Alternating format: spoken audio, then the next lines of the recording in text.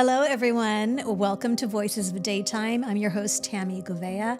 And today we have in studio Maeve Quinlan, who, if you're a Daytime fan, she was on B&B for 10, 11 years as Megan Conley.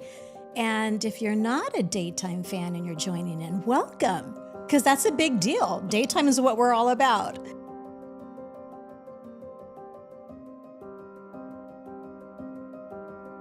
Maeve, welcome to the show. Tammy, thank you so much for having me. I'm really happy to be here. I'm so happy to be here. And we were actually, before we started, we were talking about Deb Millman and how she introduced the two of us. And, you know, she'd reached out to me. And the years that you were on the show, I hadn't started watching B&B yet. Yeah. Deb was my publicist during my years on B&B. Yes. All of them, yeah. And so I reached out to James. We actually do a weekly recap for The Bold and Beautiful. Oh, you do? On Sundays. It's a live show. Well, I've watched your show before, as I told you, but now I'm going to have to watch your recaps. Yeah. And so I said to James, like, you know, I've got this opportunity to have a chat with Maeve Quinlan. He's like, oh my God, I love her. She's amazing. Well, I love him. You would absolutely love him. So yeah, between Deb and James and, you know, anyone on the cast or, you know, from the cast of B&B is welcome. Just Daytime. Isn't that great? I mean, and Daytime in general, it's just, it's a family, you know, whether, if we don't know each other, we know of each other. And you're like 1 degree of separation from each other. Absolutely. Yeah. And it's just there's so much kindness. There is. In the Daytime community. There is. And like you said, that sense of family is really heartfelt. And it never, if you leave the show or whatever the circumstances were, that never goes away. It never goes away. Yeah. It never goes away. It's a big, big family. And, you know, talking about other shows, I know I can speak for everyone that back when there were many, yes, and they held the Emmys in New York, that was the highlight of the year. You know, it was like the Super Bowl of our genre because we got to see everybody. You know, it just became one blended thing. You got to see the people, you know, that worked in New York, and there's lots of people coming back and forth to West Coast and to East Coast shows, and the creators were friends, producers. Everyone has such immense respect for each other. They do, and for the work, because tis not an easy task. No, it's not. No, it's not. It's a lot, you know. And I think Daytime. Well, look how many movie stars have come out of Daytime. Sure, and there's a reason. I mean, you're given all those amount of pages to memorize every single day, and they could be changed on a dime. And you know, it's just it's. Some people say, I know, that go on to do prime time and movies and stuff. Oh, it's the greatest training ground. I can tell you it's the greatest job. I don't view it as a training ground whatsoever. I think you get better at your craft at it. And but it was my favorite years in television for sure. So this is going to be a little interesting. Okay. I am fascinated by your tennis background. Oh, you are? Yes. Athletes in general. You haven't seen me play lately then. Because I don't know. I think you're a little Leaves a critical. lot to be desired. Okay. Sorry, I interrupted But you. just that transition of coming from, you know, an athlete's mentality and experience. And then, you know, a few years later on, you end up on Bold and Beautiful. That journey is what fascinates me. Really? Because I want to know, first of all, why tennis? Where's that passion come from? You clearly still have it. It will always be a part of who you are. True. As Maeve Quinlan, and how that translated to working on a soap opera, to your point in particular, because it's such a beast. Yeah.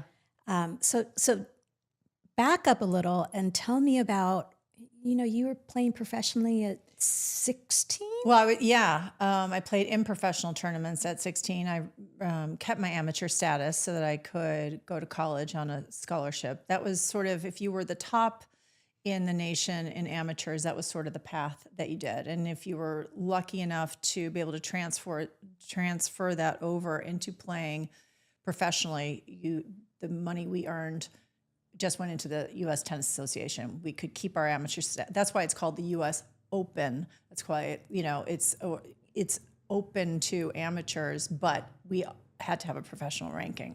You just couldn't accept the prize money until you turned pro.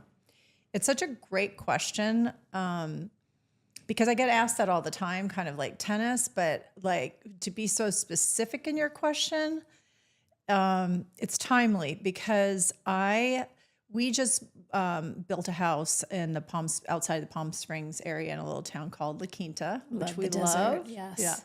And so I was just setting up my office, which is like the size of a closet, but whatever. I do my filming there. It's really beautiful, but it's small.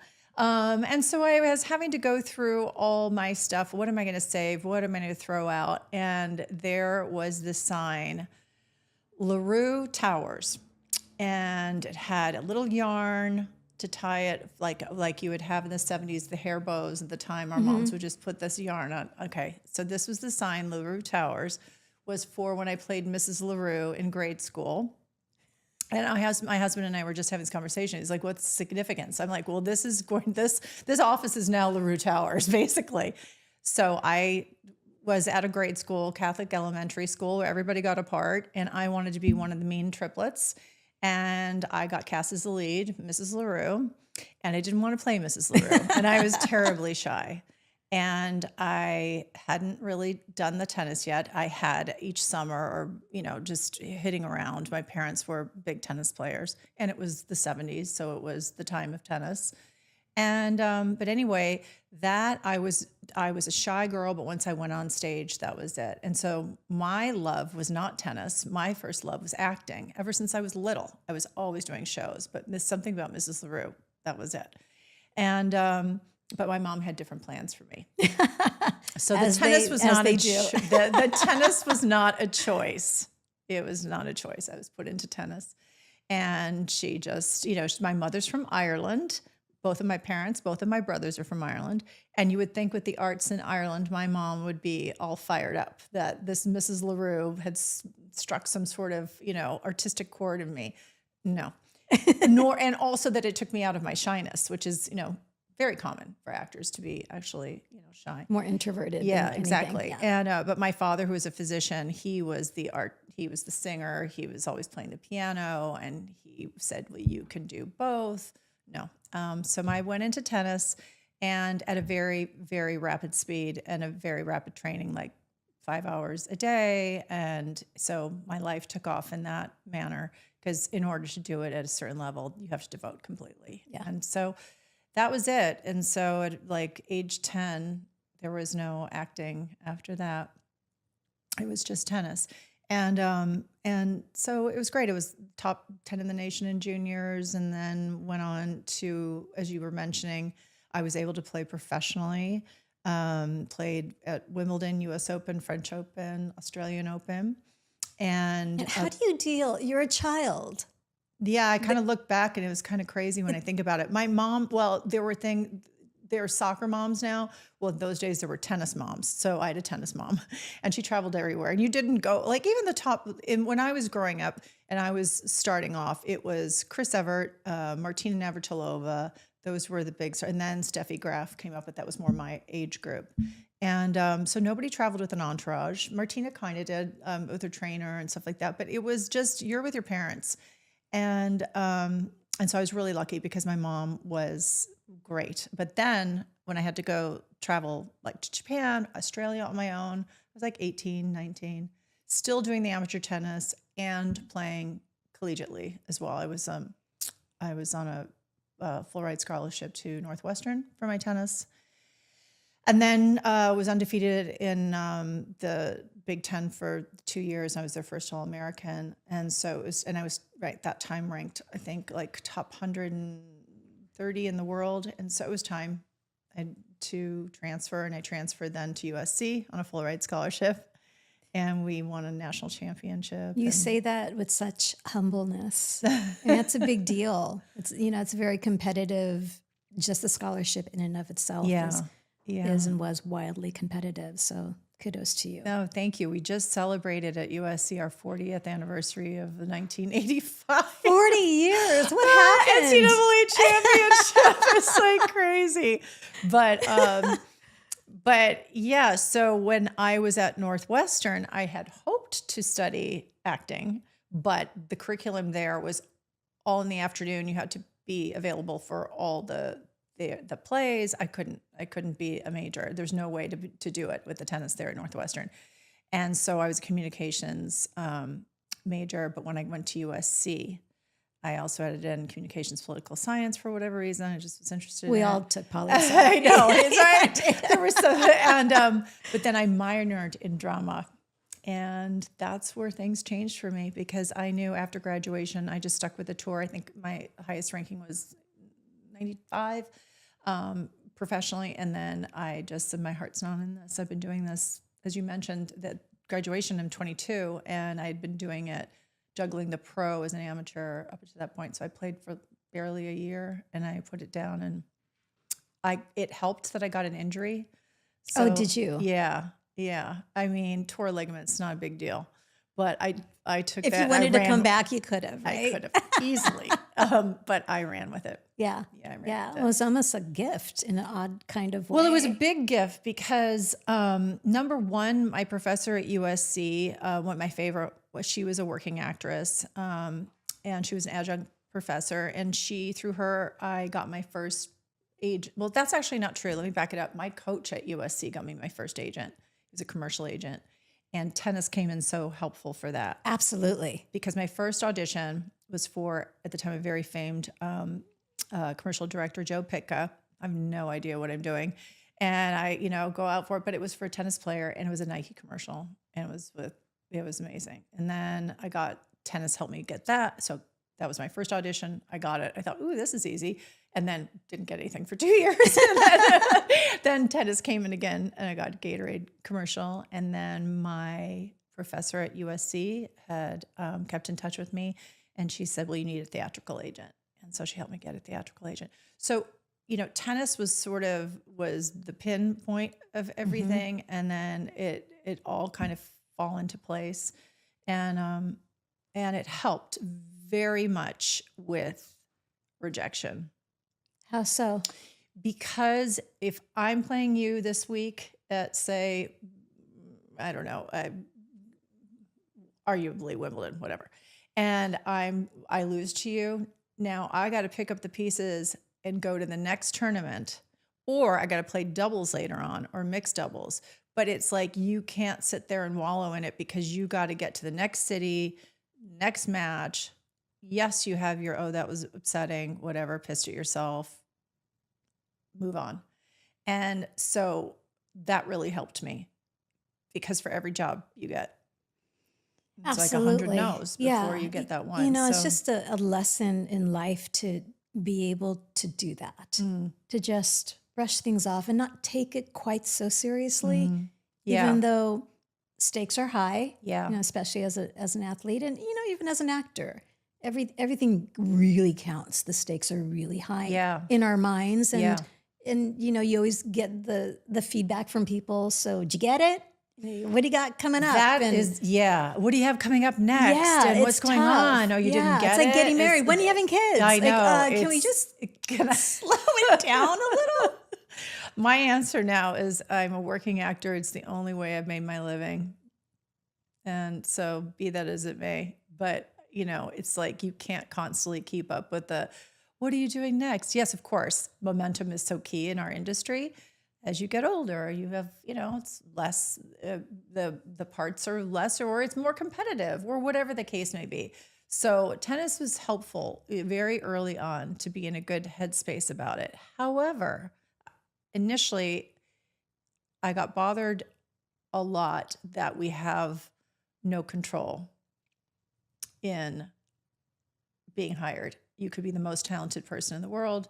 You don't look the part, you're the wrong age, your chemistry is not right. And that was a hard adjustment because if I'm going to lose a match, it's because the player opposite me was better. Right. Or I didn't play well. It's much more sure black you might and white. get a bad line call here or there, but that's not going to cost you a match. And so that was hard to be like, oh my gosh, in a sport, you're either going to get the part, you're either going to win or lose based on your own talent and merit. And that's not the case. I always thought when it comes to With acting. athletes, yes, Yeah. when it comes to athletes, I always liken them to dancers because you can't be a great athlete and be okay. Right. Right. You've got to be great. Yeah. You've got to be You have great. to be mentally tough. tough. Physically, like you've got pistons firing on every level because that's just the way it is. Yep. And I always thought that about dancers. Like you can't be a professional, successful dancer and just be okay. I never thought of that. That's exactly, there's such a through line there between both of them. You know, what's interesting is that acting became so cathartic for me because you have to be tough. If you're smart, you'll keep your emotions. Well, I shouldn't say that if you're smart, because I find the most amazing players, my genre growing up, were Jimmy Connors, who wore his heart on the sleeve, and John McEnroe would be like, yeah, right. But I grew up, Chris Evert, who is now one of my best friends, but she was my idol as every little girl. We had the two-handed backhand, we had the ponytail, but she kept her emotions so in check. So I was like, okay, clock that. That's what I do. And so I was sort of acting on the court because of my practices. I would break rackets left and right and center, but I never wanted my opponent in a match to know they had gotten to me. And then, so you're really kind of buttoned up. And so when I went into acting, it was so cathartic and freeing, as I love to take roles that are so opposite of me, just so I can completely release myself in it. Anger, tears, comedy, Revenge. Revenge. It's always fun. Yeah. Those are the lifetime ones come in. So tennis was really interesting in that way. And then, and I would act on the court. So like if I was losing and I'd just act like, okay, I'm winning. It's fine. And I Kind of fake it till you make it. Yeah. Fake it till you make it. And my mom would always say, if I was on a front court, she's like, okay, she's going to play well. If I was pushed on a back court, she's like, uh-oh. So I guess there was Mrs. LaRue was in there trying to perform, even though I said, you're sort of buttoned up with the tennis because you don't want to show your emotions. But yeah, it was so important. And I look back now and I regret not using it more to my advantage. And by what I mean by that is crossover now, everyone crosses over. Singers can be actors, actors can be singers. You can be an influencer on a TV show tomorrow. It's all intertwined now. That was not the case when I started off. Right. And I didn't want to be thought of as, oh, here comes the dumb athlete. Just, okay, now she wants to be an actress. No, I wanted to be an actress well before I was an athlete. And so it was coming home to me. But I should have used it more to my advantage. I used it to my advantage as a day job.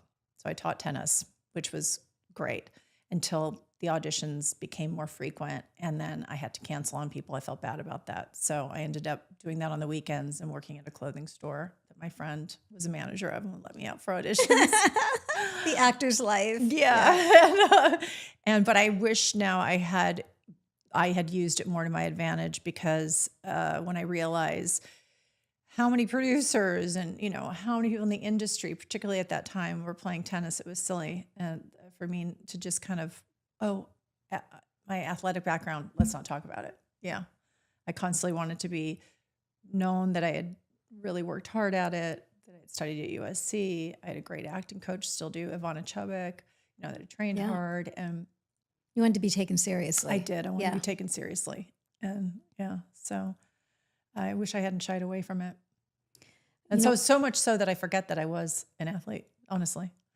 That's fascinating. Yeah. Well, I stink now too. So there's well, not just from a competitive standpoint, but I love to hit and I love to play. I play with my husband. I play with some of my closest girlfriends.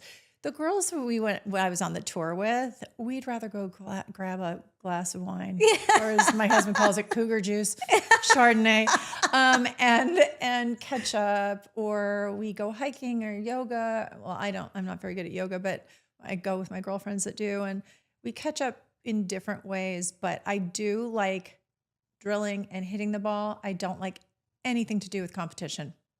Did you ever? Oh my God, I get so nervous over it. Yeah, and I wouldn't be able to sleep for nights. Like, yeah, it was total performance anxiety. But then I would somehow be able to channel that into the match, and then once I got on the court, I was good. Sort of, again, like an actor, having, being stage fright, and then you get on, and then you're just in the zone. But yeah. One thing you said about Chris Everett teaching you control the emotions. Yeah. I have to ask, how much of that was women shouldn't behave crazy and erratic? Oh, I never thought about that. And how much of it was, well, no, if you want to just stay in the zone, and here are the benefits to that. Mm-hmm. Because looking back, men in tennis have been given a lot of leeway to have the tantrums and the high emotions, and it's changed for women. Yeah, it has absolutely changed. has changed. Yeah. But I'm thinking back when you were playing. Yeah, I never thought about that there was a lot of showmanship at that time. And I'll just speak about Chris Evert. Part of the attraction of Chris Evert was that she was one of the first, like, very feminine athletes as far as tennis was concerned, really. And so her ladylikeness was part of the showmanship, and the yin and the yang with Martina, who I absolutely love, from Czechoslovakia. There's America's Sweetheart playing it. And then she was more emotional, but even Martina herself too then started to be, I think it was more of a mental toughness. I didn't think about that women couldn't be that way. And I don't know that people at the time did either. I mean, I see what you're saying, because Serena's being taken seriously. Oh yeah. Well, being taken seriously. Yeah. I see what you're saying. Yeah, you have to fight harder for sure. I think so, as a woman. The not liking the competition, making it, very nervous. Yeah. How did you make it work with acting? Were you not as nervous? Was it a different kind of nerves? It was a different kind of nerves. Yeah, I can't explain it. I felt more freedom.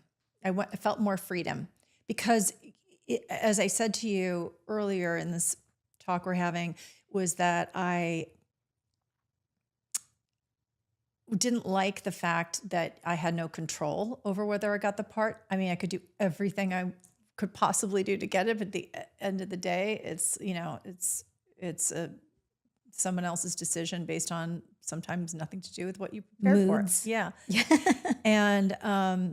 And so I feel like when I got to the place that I was a professional actor, that I was working, I had to really think, well, how did I get to this place? And it was that I just let go.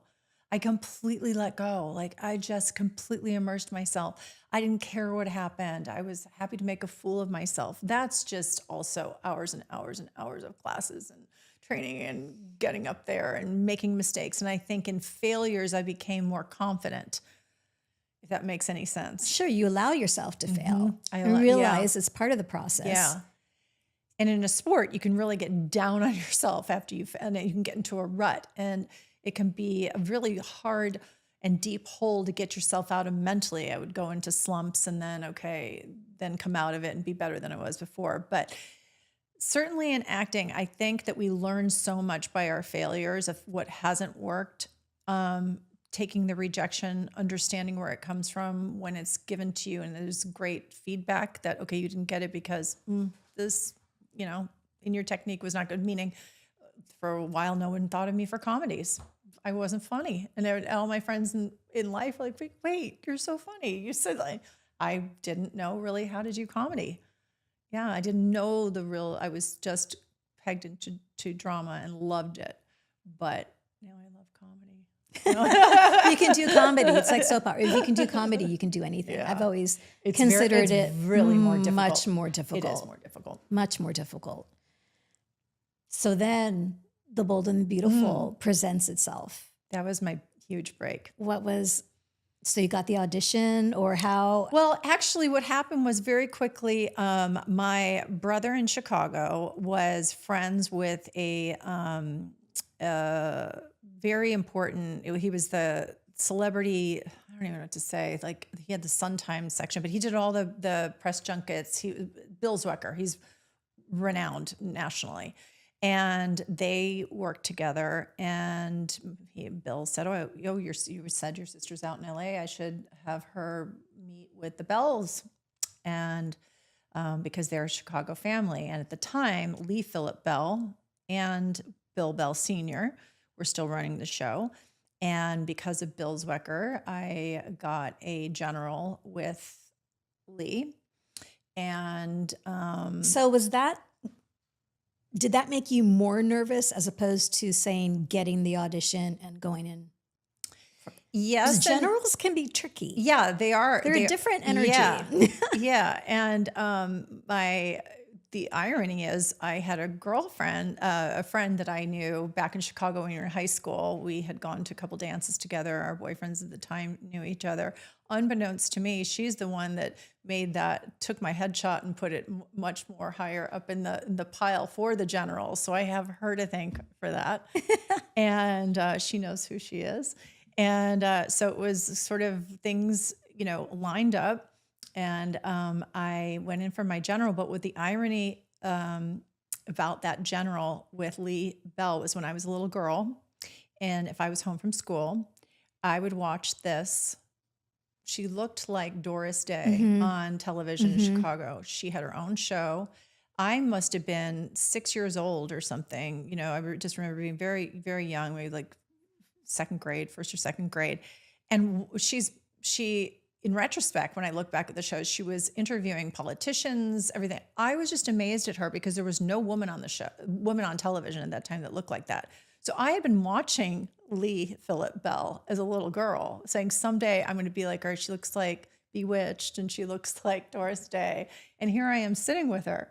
So I did tell her the story. Did you? I was just going to ask. Which was a great icebreaker. And then she introduced me to Christy Dooley, their casting director, who's still there now. Amazing casting director, and sat with her. And then she brought me over to the Young and the Restless casting. But it was Christy Dooley that followed up and called me in. And it was for an under 5 part. I was a waitress getting somebody's order for a hamburger. I didn't get the part. I should have been working in restaurants, not in clothing. I didn't get the part. But what I did do was Christy Dooley was doing acting classes, these intensive seminar, for the daytime on-camera acting. And I went to hers. I went to Mark Teschner's. He's a gem. Isn't he, though? I love the fact that you've brought up the casting directors because they're so underrated and not valued the way they should be. Yeah. Like now they finally are up for an Oscar award. Thank God. Yes. But it's like, where are the Emmy Awards? They are unbelievable. So I did get booked then. Christy Dooley booked me. But I was a flight attendant, number 2, I think.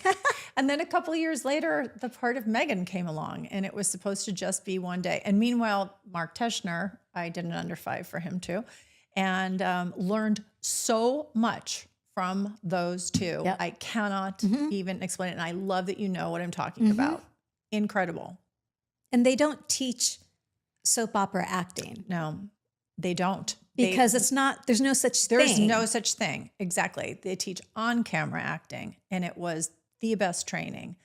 And they love actors. They are makes rooting. a huge difference. It really made me realize, because you go and talk about, you were saying about performance anxiety for me on going out to tennis court. Oh God, here we go. I do get that before an audition for sure.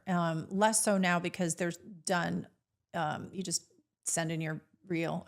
Send in your video. Your video. Yeah. And but I would get so, and taking from them also, maybe they're rooting for you. They have a problem to solve. They say this all the time. We have a problem to solve. We want you to get the part. And so it was, but the techniques, everything that I learned from them, that helped me so much. Anyway, so then after all that, the part of Her name was Brenda initially, came up, and it was supposed to be one day. And this time I was ready for it. And I got it. And then they brought me back. Oh, we're going to bring you back for 2 more. They changed my name to Megan. And then it lasted, like you said, 11 years, just shy of 12. And it was the best. The best. I learned so much on that show. Greatest family, the Bells family, Brad Bell, Colleen, everyone, but also Laura Lee, Bill, Maria, all of them.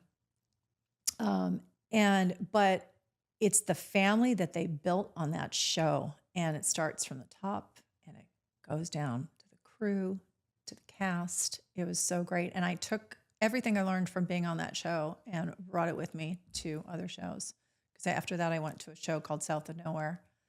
And I told those kids that it was myself, Rob Moran. We played the husband and the wife. And it was a teen drama, kind of like 90210. But we were nominated for GLAAD Awards and everything. It was because the topics were really, my daughter comes out as a lesbian.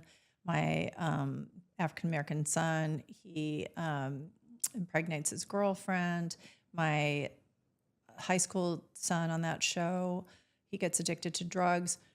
I don't care about the baby. I don't care about the drugs. All this character that I had to play, Paula Carlin, was zoomed in is that my daughter was gay. It was the hardest role for me to play because I have so many gay and lesbian friends.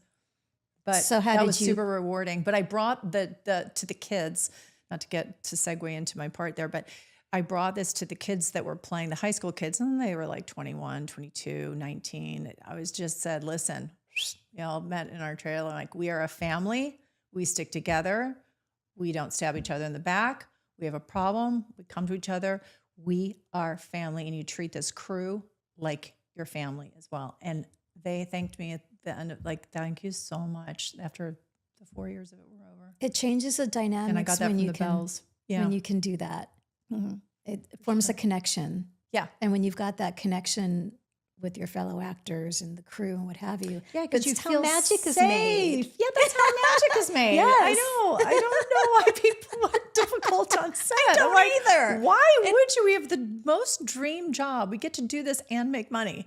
Most people would do it for free. And it just takes so much more energy to be. I know. I think I've decided it's just highly insecure. It's just going to be insecurity, highly insecure people.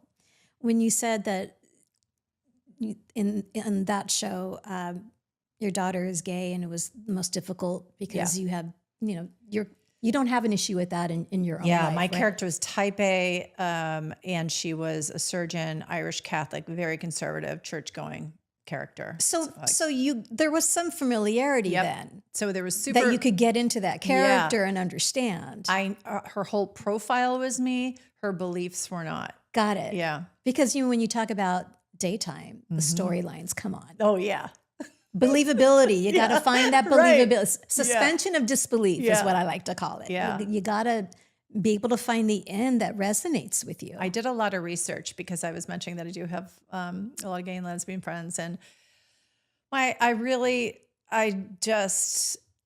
some of my closest lesbian friends, I'm like, you got to talk to me about what it was like, what age when you came out, how was it? And most had difficulty. I don't want to speak for all, but it was not their dad coming out it was to their mom, because their mom had all these dreams for them, getting married in the white gown and the sorority house or whatever it might be. And they're fearful, or they think that they've done something. They don't want to disappoint. I know. Yeah, it's tough. And so my character was, it was really, that part was super hard to play because that's not the type of family I come from. So what was Megan like? What was that character like? Oh, very nice. Almost to the point of boring. There's not a lot that I was able to find. Yeah, but there were a couple of episodes with you and Katherine Kelly Lang. Joseph. Oh, Mascolo. that was great. Yes. And so I have to ask you. Yes. He was just, I know him primarily from Days of Our Lives. Yes. The Demira patriarch.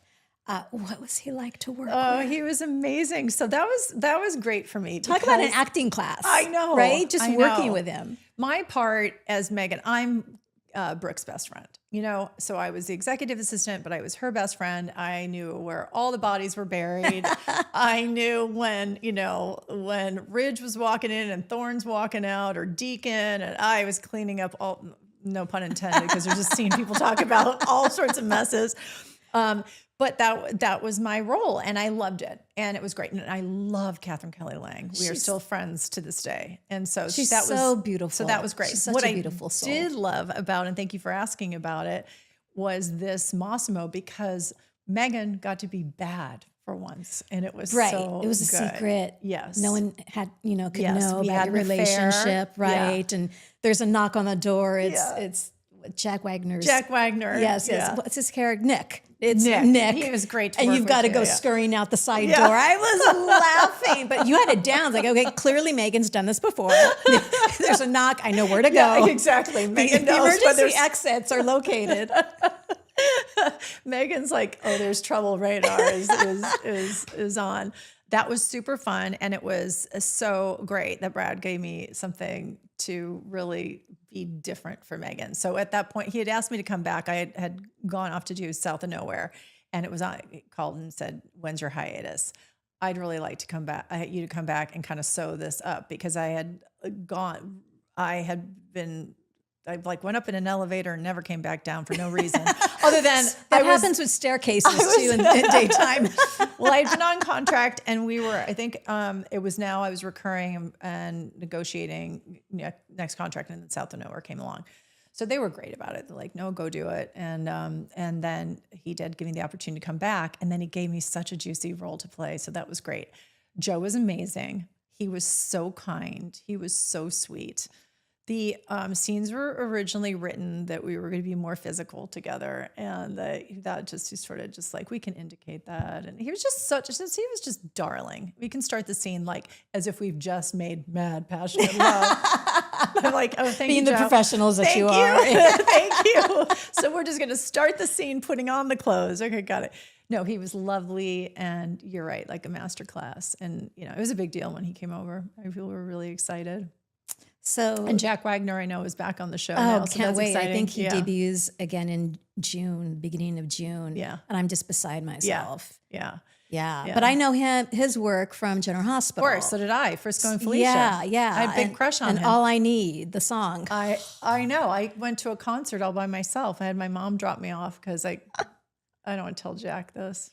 We were close, but yeah, none of my girlfriends were going to, like, I don't know what other concert, and I was like, I have to go.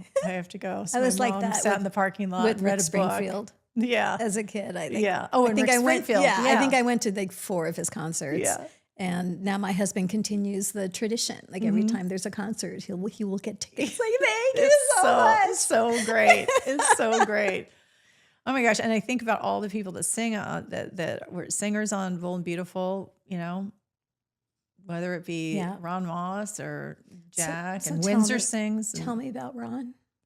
Oh, I love Ron. I know. I love Ron. Last time I saw him, we had an engagement party in LA for my husband and I are now married now, but it was right before COVID hit, and that's the last time I saw him. And he and his wife came, and oh my God, I just love him. Just the sweetest. Yeah. Yeah. Everyone on that show is the sweetest. I mean, and then of course, Jennifer Finnigan and I are best friends. So Torsten, who plays Ridge now, he's phenomenal. Yes. But when you grow up watching Ron Moss. As that's Ridge. I'm sorry. No offense, because I agree. The performance of Ridge now is great. It's great, but yeah. And then Windsor. I loved working with Windsor. We had a little storyline for a second. That was originally going to go romantic, and then it didn't. He went off with Darla, which I think was a smarter sort of fit at the time. But yeah. I have to spend some time talking about KKL, Katherine Kelly Lang. Yes, please. Love her. I had an opportunity when Ben Hart opened here in LA. I was able to cover the opening of it. And so I met her mother, who is just one of the most beautiful souls on this planet. And I've never met her mom.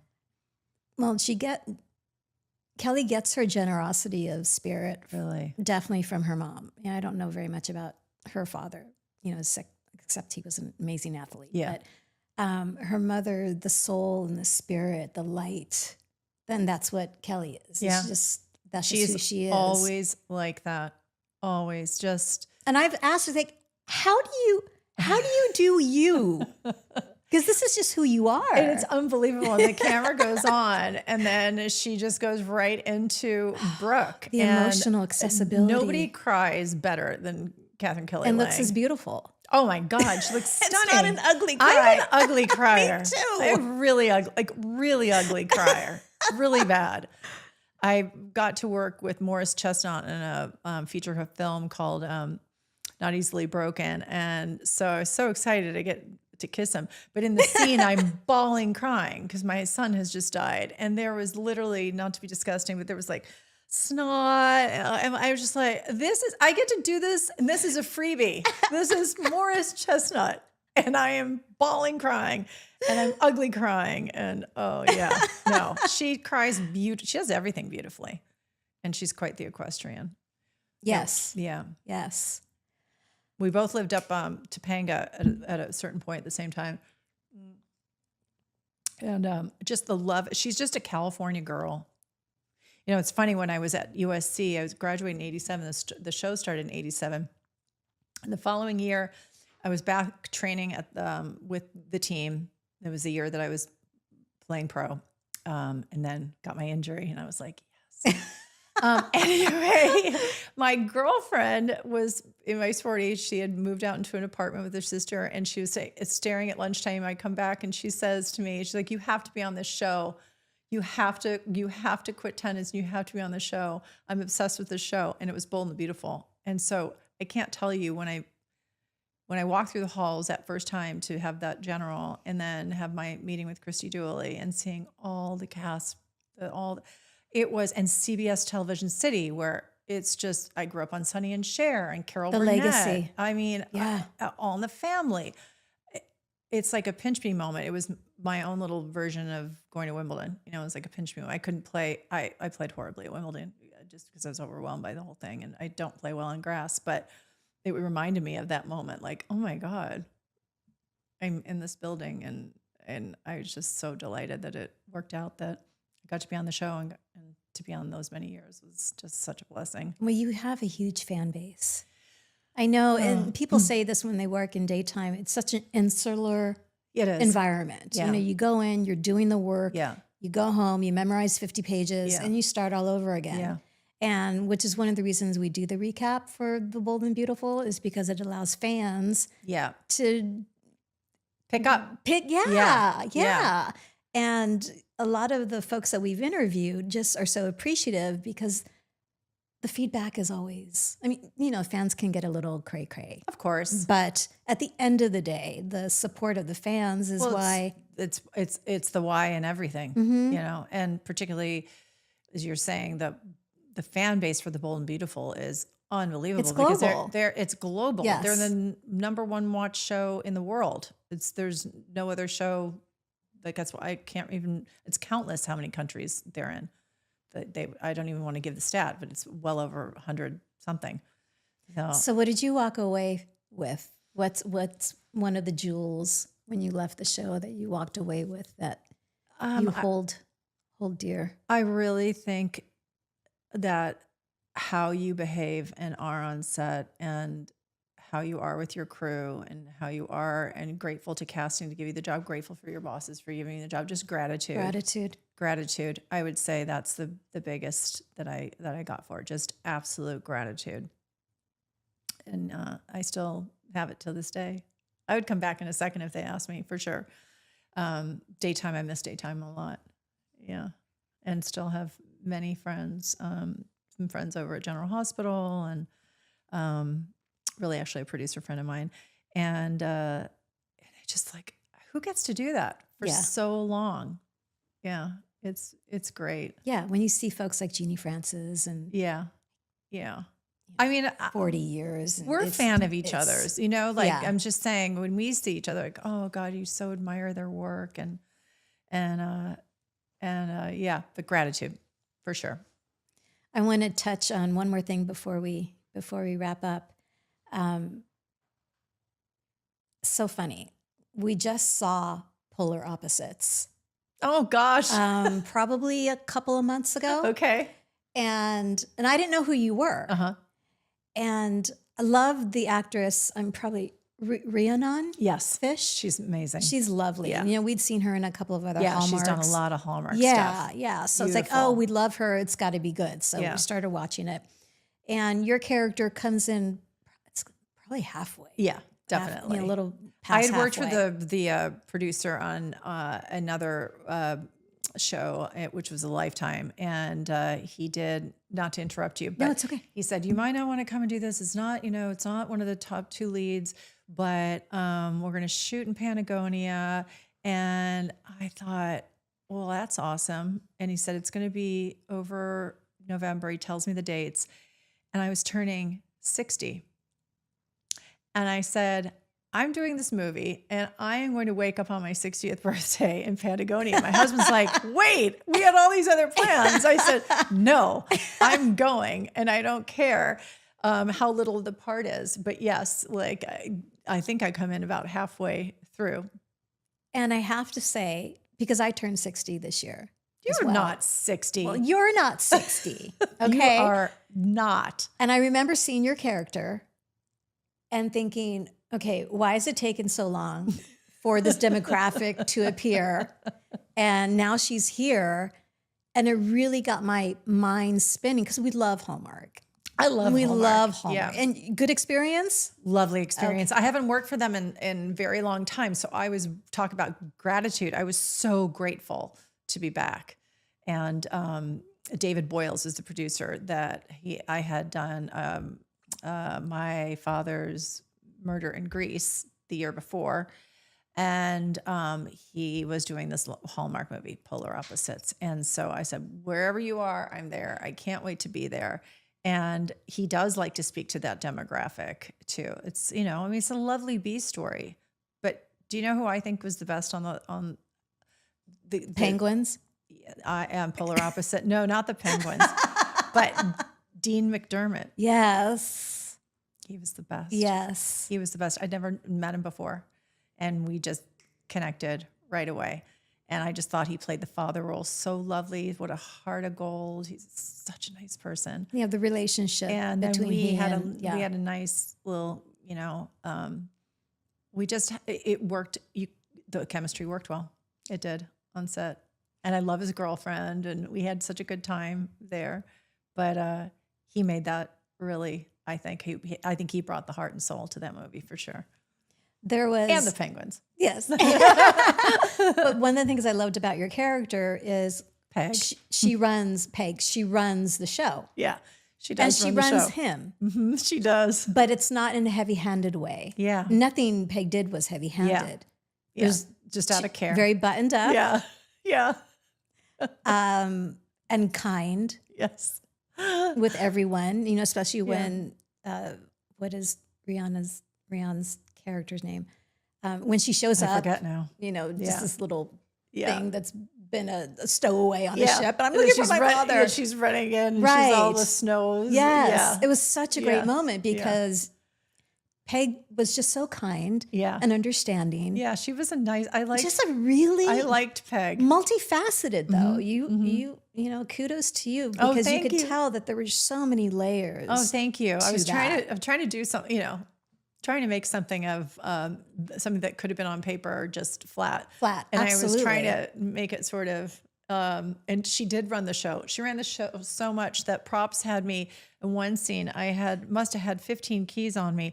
I'm like, am I the janitor, a baker? Am I the cook? Like, I think I managed the place but now I've got all these keys. So first of all, you couldn't do it with sound. So those came off, but I was like, I guess I just run the show. And they're like, you run the show, you run it. Everyone knows Peg runs the show. Yeah. I'm really hoping that you'll do more. Thank you. Please. I hope I am. I hope I will too. Please. Yeah. That would be amazing. Yeah. what are there any goodies coming up for you project wise that I do have a couple things that have come my way that are in development. One is a director that I had been involved with the project before, and so I can't really talk much about it. That prior project fell through, so I'm so lucky to be working with her. She's written it, and I love working with female filmmakers. So that's on the horizon. I do have a Christmas movie that producing wise I'm attached. Jonathan Silverman's attached. Hoping to get Jennifer Finnigan attached. Nice. I even said I'll bow out of the lead female. Let's go younger. Have Jen Finnigan. So we'll see. That's called Salvation Christmas, and that is a great film about second chances. So we are presently pitching that. And other than that, waiting for that phone to ring. I guess. Yeah. But they it's say all you're not good. supposed to, but I guess I am.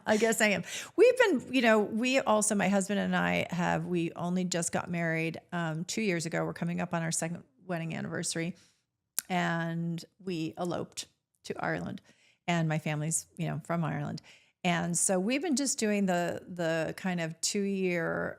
Love can happen later in life. We're doing the honeymoon still thing, and we're nesting, as I was mentioning to you before we went on camera. We're building a house outside of Palm Springs and La Quinta, and of course a place here, but we also live in Chicago. So I've been keeping really busy, but dying to get back on set. So we'll see. Where can people find you on the socials? Very difficult to find me. No, Maeve Quinlan. Just Maeve Quinlan, at Maeve Quinlan everywhere, but you got to spell it right. MaeveQuinlan. It's always interesting. The obvious name to mess up is Maeve. A lot of people put the E before the A, but it's Maeve. But it's when they spell Quinlan with an IN. That's the one that gets me. I'm like, it's Quinlan. You got Maeve right, but you couldn't get Quinlan? Yeah. So anyway. Well, it's been just so lovely again. And we got to get you to Ireland. You were saying that you we actually brought that up beforehand. Yes, got to get you to Ireland. I'll pick your brain when that does happen. Yes, because it just saves so much time in regards to landing and going. Okay, now no. What are we doing? Yeah, I don't want to do that. Okay. You call me. Yes. My family's over there. I will know exactly what you need to do. I'm actually going to do one of those ancestry.com whatever to see how much of a percentage I am. Yeah. Irish-wise. Because do you know what county or you? I don't. No, okay. I don't. My grandparents came over and settled here in Delaware, in the States. So I don't know anything about the whole European side. I'm the only American born in our family. And my mom was one of 8 and all my cousins, but my brother lives there and all my nieces and nephews, and now my grand nieces and nephews. Oh my goodness. And I'm a dual citizen, so that's what I'm kind of so peeking my nose. You need into. to do it. Yeah. You need to do it. Okay, good. Sure. This is inspiration. Want to sign off. Everybody who's watching this, we have our audio podcaster listeners as well. Thank you for joining Voices of Daytime. Thank you for your support. This interview will be dropping on JLJ Media. Again, thank you. Thank you, Maeve. Thank you for having me. I had so much fun. I could have talked did forever, too. as you can see. Until we meet again.